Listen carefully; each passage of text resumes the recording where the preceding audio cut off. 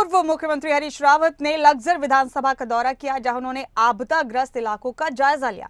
इस दौरान हरीश रावत ने कहा कि बरसात के 10 दिन बाद भी पानी की निकासी न होने के कारण फसलें बुरी तरह से खराब हो गई हैं। किसानों को कोई मदद अभी तक नहीं मिली है, इससे किसानों में भारी नाराजगी।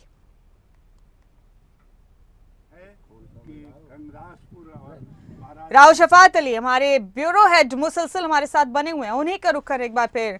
राव शफात, बाढ़ ने, आपदा ने, बरसात ने उत्तराखंड के लोगों का जीना मुहाल कर दिया है। सरकार की तरफ से कोशिशें की जा रही हैं, प्रशासन की तरफ से हालात को संभालने की कोशिश की जा रही है, लेकिन विपक्ष भी पूरी तरह से हमलावर नजर आ रहा है सरकार पर। ये तस्वीरें हमने दिखाई अपने दर्शकों को। पूर्व मुख्यमंत्री हरीश रावत घुटने तक पानी में खड़े हैं और सरकार से लोगों की उचित तरीके से मदद की गुहार लगा रहे हैं। तो सियासत भी हो रही है, लोगों को परेशानियों से निजात दिलाने के लिए कोशिशें अलग हैं, लेकिन ये और बात है कि कोशिशें कामयाब कम होगी, मगर सियासत खूब हो रही है।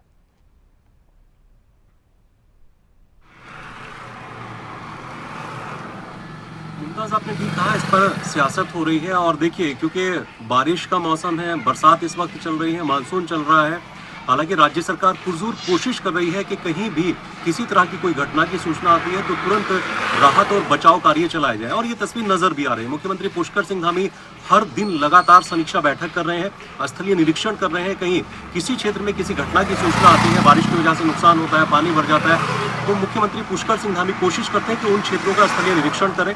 जो अधिकारी हैं उनको दिशा निर्देश सख्त तौर पर जारी किए जाते हैं, किसी तरह की कोई कोताही ना हो। लेकिन इसके बावजूद भी देखिए, विपक्ष सवाल उठाता है और विपक्ष का काम सवाल उठाना होता भी है। पूर्व मुख्यमंत्री हरीश रावत है, हरिद्वार क्षेत्र को बहुत बड़ा नुकसान हुआ है इस बार की बारिश में।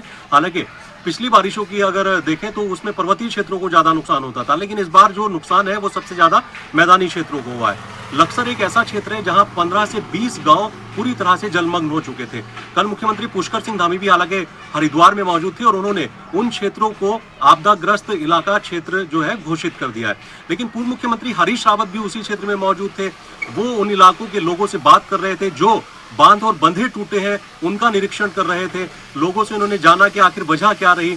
तो इस पर उन्होंने राज्य सरकार पर सवाल उठाए हैं कि राज्य सरकार अगर सही से काम करती, प्रशासन अगर सही से काम करता तो शायद इस तरह की परिस्थिति ना होती, इतना बड़ा नुकसान ना होता। किसानों की जमीनें इस वक्त तबाह हो चुकी हैं, फसलें तबाह हो चुकी हैं। बहुत सारे ऐसे गांव हैं जो अपना घर छोड़ करके दूसरे सुरक्षित स्थानों पर इस वक्त किसान बसे हुए हैं।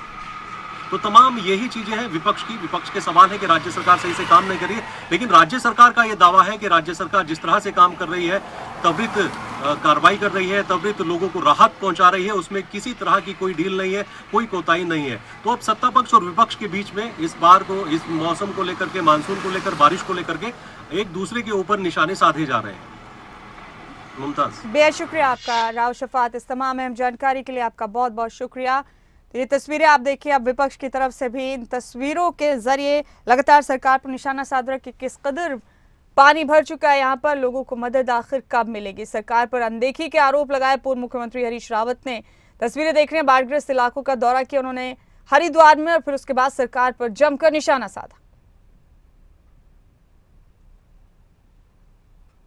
तो लग्जर विधानसभा पहुंचे थे पूर्व मुख्यमंत्री हरीश रावत और उसी दौरान की ये तस्वीरें। महत्वपूर्ण काम है कि गंगराजपुर और महाराजपुर खुर्द के बीच में एक बांध बनाया जाए जहां से पानी